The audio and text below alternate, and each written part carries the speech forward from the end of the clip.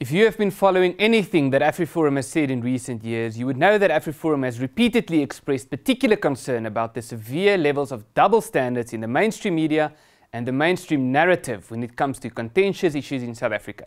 Of course, we believe that this problem is not unique to South Africa, but rather that these double standards that we experience in South Africa is part of a global trend in which those whose views do not support the views held by a small group of media elites are vilified, ridiculed, and are even targeted with biased reporting, quoting of statements out of context, straw man arguments, and red herrings aimed at deflecting the argument away from the valid points that are raised. This is particularly evident in South Africa, and it has been the case even more so in the last few months. Now, for our friends abroad who experience the same frustration, you should know that South Africa is a perfect case study of this problem, as you will see in the minutes to follow. And also, we encourage you not only to take note of our situation, particularly with regard to farm attacks, but also to duplicate the study of which I'm about to share the findings with you where you live. In that way, we can ensure that those media institutions that make the effort to report accurately are supported, and those who don't are pointed out, not with accusations, but with evidence. From the get-go, I should stress that we are principally committed to a free press and that we are firmly against government regulation of the media and in favor of self-regulation of the media. We acknowledge that no individual, including journalists, can ever claim to be truly objective, and we are not opposed to journalists expressing their personal views. What should, however, be pointed out and vehemently combated is when media institutions claim to be independent or balanced while clearly expressing double standards in its reporting. This is even more concerning when that double standards are evident with regard to race. The main problem with this is that it seems that the readers, listeners or viewers of that institution only know about those incidents reported on, while they know nothing about those incidents the media institution choose to ignore. This unbalanced media coverage leads to false narratives, negative stereotyping, misdirected public policy, and in extreme cases, justification of violence directed at communities that are targeted.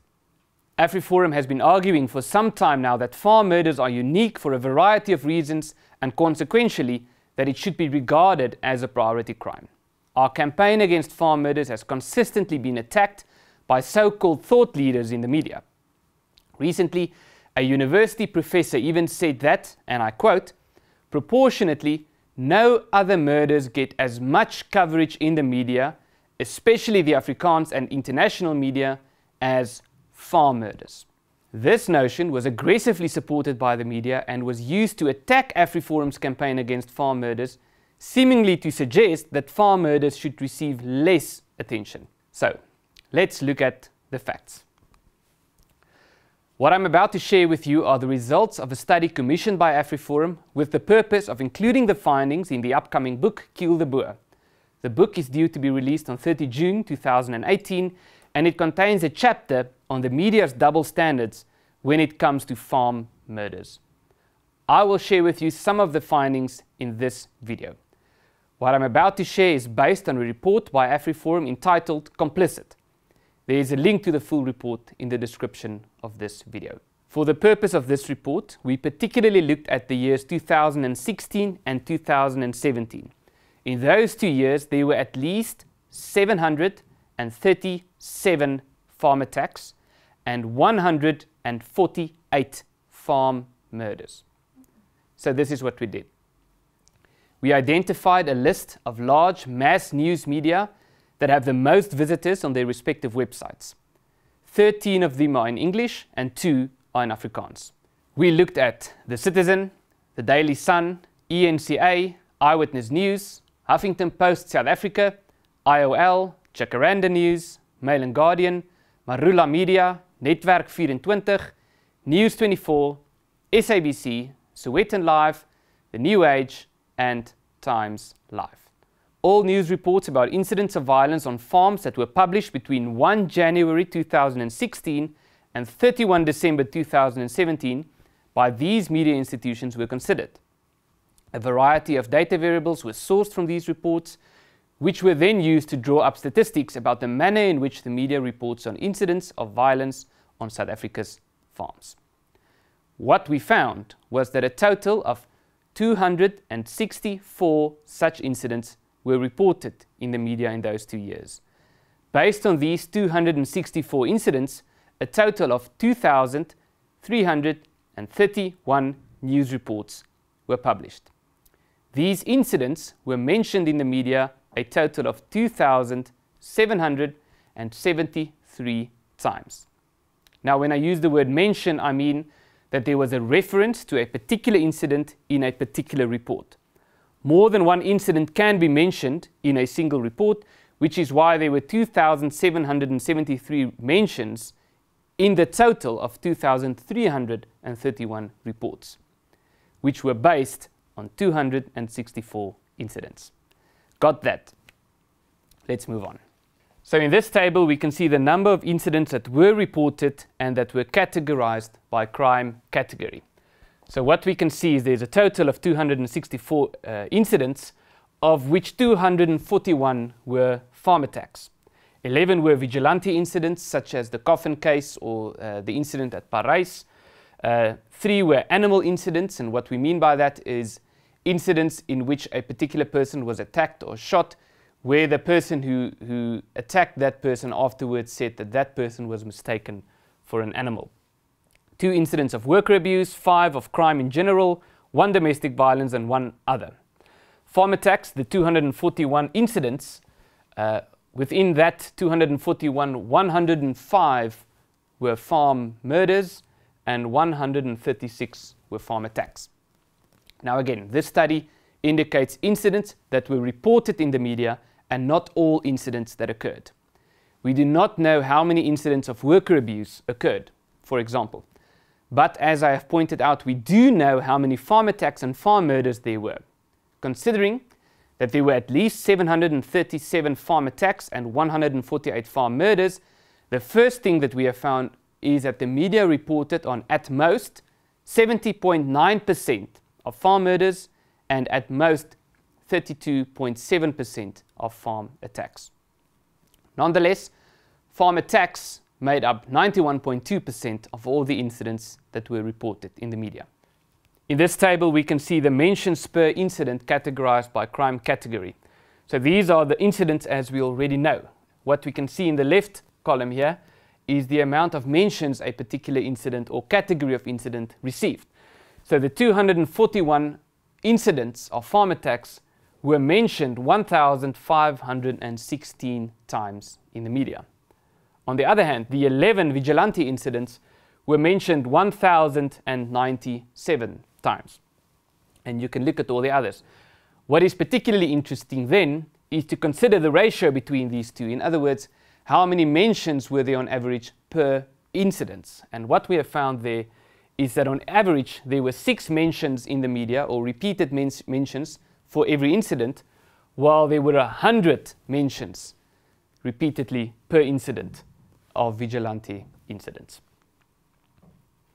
This table is an indication of reporting of incidents categorized by media institution, and here we can see which institutions reported on the most of these attacks. There we can see Netwerk 24 made up 36.4% of these reports, Marula Media 20.8%, and we can then go down the list up to the Mail and Garden, which was 0.2%. What is particularly interesting is that the only 2 Afrikaans news institutions are at the top. This figure indicates the relationship between all farm-related incidents and farm attacks, broken down per month over these 2 years.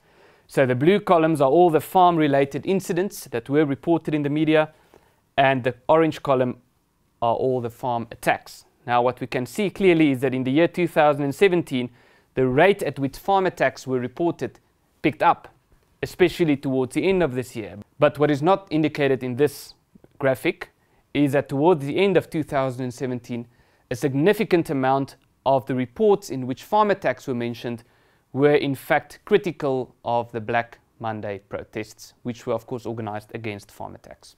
So let's look at the manner in which race determined how the story should be carried, and this is where the true tragedy of our findings starts to kick in. So in this table we can see media reporting of incidents categorized by race. The top row would be incidents of white on black violence, in other words, where the perpetrator or the attacker was white and the victim was black.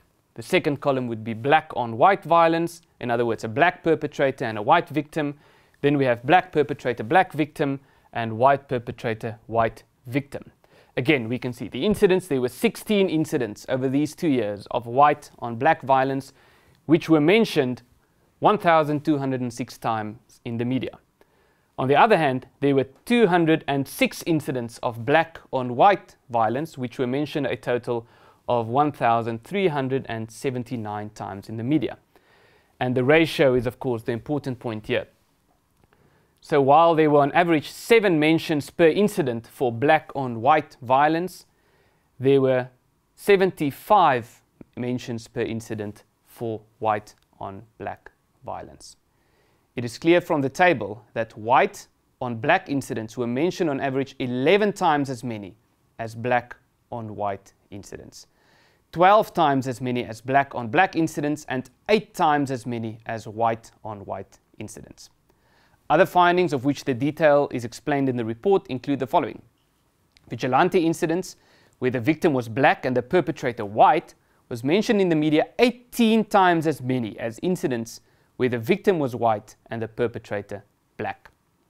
While double standards were still evident in the Afrikaans media, it was clear that the Afrikaans media tend to be much more balanced than the media in general. Incidents where the perpetrators were white and the victims black were mentioned on average 6 times as many as incidents where the perpetrators were black and the victims white, 7 times as many as incidents where both the perpetrators and the victims were black, and about 4 times as many as incidents where both the perpetrators and the victims were white. The double standards regarding race were even more evident when reporting of incidents in the English media was considered. Incidents where the perpetrators were white and the victims were black were mentioned on average 15 times as many as incidents where the victims were either black or white and the perpetrators were black.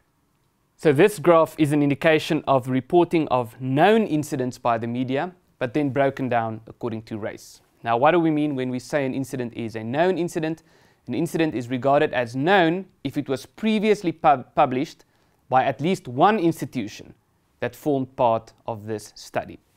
Then we accepted that the other media institutions should have known about this incident as well.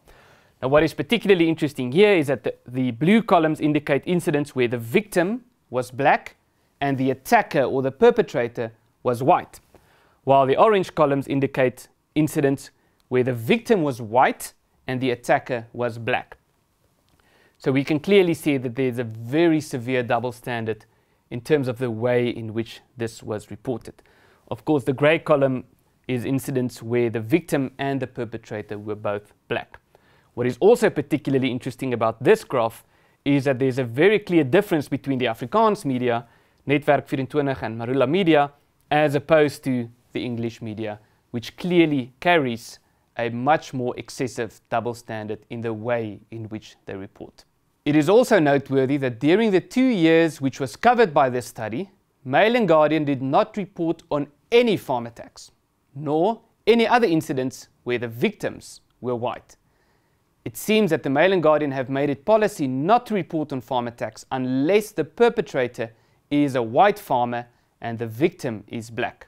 We believe that this is a reasonable conclusion given the extent of media coverage on farm attacks by the mainstream media in general, the controversy around farm attacks, the extensive media coverage of Black Monday protests, and the fact that Mail and Guardian did report on farm attacks before 2016. What is also particularly alarming in our findings is the situation with the SABC, which is of course the state broadcaster. The SABC only reported on 2% of all known incidents in which the victim was white and the perpetrator was black. Here we can see mentions of race within the media categorized by media institution. What we mean by mentions of race is that within the article it was pointed out that a person was either white or black. The blue columns are incidents where the perpetrator was white and the victim was black, and the media institution then mentioned the race of either the victim or the perpetrator. The orange column, or the absent orange columns, are incidents where the perpetrator was black and the victim was white, and where the media institution then, as I said, mentioned the race. What we have found is that the race is never pointed out in white on black incidents on farms, with the exception of the Citizen, which pointed it out in 2% of those cases. Now we can look at the reporting of names. What we can see in this graphic is the degree to which names were not mentioned in the media despite the fact that it was known. So in other words, we only considered incidents where the names had already been known to that media institution because it had been published elsewhere, but those names were then withheld from the story. And once again, we can see that there's a very clear double standard. So the blue column indicates incidents of white on black violence, in other words, where a white person attacked a black person, and it indicates the amount of cases where the names were not published in the report. What we can see, in other words, is that there's a tendency to report the names when it's white people attacking black people. On the other hand, we can see in the orange columns incidents of black on white violence and the incidents where the names were not mentioned. So what we can find once again is that when the attacker is black and the victim is white, there is a much bigger tendency to mention the names of the people who are involved in that incident. What we can see in this image is the use of illustrations of the victims or the perpetrators, and then once again categorized by race. So the blue columns once again are incidents where the victim is black and the perpetrator is white, and the extent to which those stories were accompanied with an image or an illustration. Of course, using an image or an illustration could be an indication that the news editor or the editorial team regards this story as more important. And here we can see, once again, comparing blue columns to orange columns, that there's a severe double standards in terms of when illustrations are used by the media to accompany stories of violence on farms. This becomes particularly interesting when we consider the extent to which certain incidents of violence on farms was covered by the media in comparison to the total amount of farm murders during those years.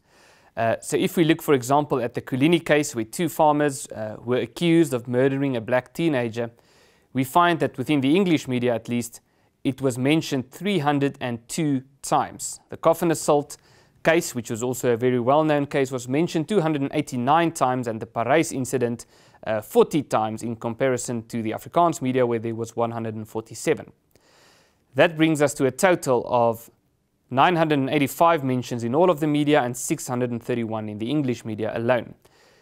During that year, or those 2 years, there were 148 farm murders, of which only 105 were reported in the media, which received a total mention of the Afrikaans and English media combined of 1,091, and a total mentions in the English media of 298, which is less than the amount of times the Junie case alone was mentioned in the English media, and more or less the equivalent of the amount of times the coffin assault case was mentioned in the English media. So let's look at some of the other observations that we found during the study. Number one, Eyewitness News described the Junie teenager as slain, in other words, presuming that the two farmers who were involved had deliberately killed the boy. Black communities of about 100 people protested against farm attacks after Benny Celier was murdered. This was ignored by the English media with the exception of the Daily Sun. The Black Monday protests, which were of course organized to protest farm murders, were largely attacked and criticized by the media. And the people who participated in those protests were described as longing for the past, and they were criticized for not having a nation-building exercise instead. The singing of Kill the Boer by ANC supporters outside the Parijs court was ignored by the English media. IOL used the AWB flag as an illustration for two of the articles that dealt with the incident in Parijs. Eyewitness News changed the description of Bokkie Potgieter, who was murdered during a farm attack, from farmer to man. The Daily Sun described the white farmer who mistook a man for a warthog and another murdered farmer as a mlungu. The New Age claimed that Ishmael Mashineni, who was mistaken for a monkey, was killed. This is false. Jacaranda News failed to report on Lorika Potgieter's murder, even though its Good Morning Angels campaign provided support to her family. Several reports on the Black Monday protests mentioned the alleged display of the old South African flag, but it did not mention the names of the farmers who were murdered during those days. There was almost no reporting of ANC supporters carrying, hanging and crucifying white dolls at the Coffin Case trial. ENCA reporter Nicholas Bauer tweeted pictures of ANC members crucifying a white baby doll, and he simply said, "Protesters are adamant, of course, that the white people who were accused of assaulting a black man should not get bail." A noticeable observation is that when the media covers farm attacks, particularly farm murders, they tend to report the incident, but then not to follow up reporting of subsequent events such as arrests, court hearing and sentencing. A large proportion of the media's reporting of white on black incidents relates, however, to subsequent events. Now, in conclusion, the Nazi propagandist Joseph Goebbels famously said that a lie told once remains a lie, but a lie told 1,000 times becomes the truth. There is little dispute over the claim that narratives carry more weight than realities and facts. Consequently, we all carry the responsibility of distinguishing between our own preconceived ideas and reality. This is even more so the responsibility of the media that carries the ability to decisively influence public perceptions, narratives, and stereotypes. White farmers are frequently depicted as thieves and criminals, and they are regularly accused of abusing others, particularly their workers, and of inflicting violence upon black people. This perception also feeds into the political claims and policies such as the ANC and the EFF's claim for expropriation without compensation. While the available evidence clearly indicates that this narrative is largely fabricated, it appears that the stereotype is actively promoted by the mainstream media. As is evident in this video and in the report, which you can download at the link in the description below, we have found that double standards were not merely a perception, but a stark reality. It is a reality that is not simply relevant for academic purposes, but one that carries the potential of having a major impact on public sentiment, on government policy, and even increasing levels of farm attacks.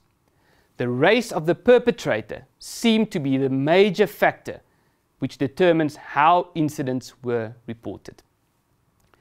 Not only can we prove that there are severe double standards in the reporting of incidents of violence on farms, but also that these double standards contribute to negative stereotyping of white farmers and to a perceived justification of farm murders. The evidence indicates that the newsworthiness of an incident on a farm is not linked to the severity of the incident, but rather to the race of the perpetrator and the victim, and that more weight is attached to the race of the perpetrator. This is less evident in the Afrikaans media, which of course serve only a small minority of people in South Africa, than in the English media. There was minimal reporting by the media of incidents on farms where the perpetrator was not white, even when 4 people were murdered during one incident. There can be no doubt that the skewed reporting of farm incidents is creating and will further fuel misconceptions about farm attacks and negative stereotypes about white farmers in particular. The result is increased vilification of farmers and a diversion away from black victims of farm attacks. This negative stereotype might even contribute to a political climate in which discrimination against white people in general, but white farmers in particular, is regarded as justified, in which political activists engage in hate speech against white farmers, and in which perpetrators who might be susceptible to committing farm murders might just find the justification that they were looking for. As long as the double standards persist, those who participate in it should be regarded as potentially complicit in the alarming phenomenon of farm attacks and farm murders in South Africa. I thank you for watching this video, and I ask you to spread the word.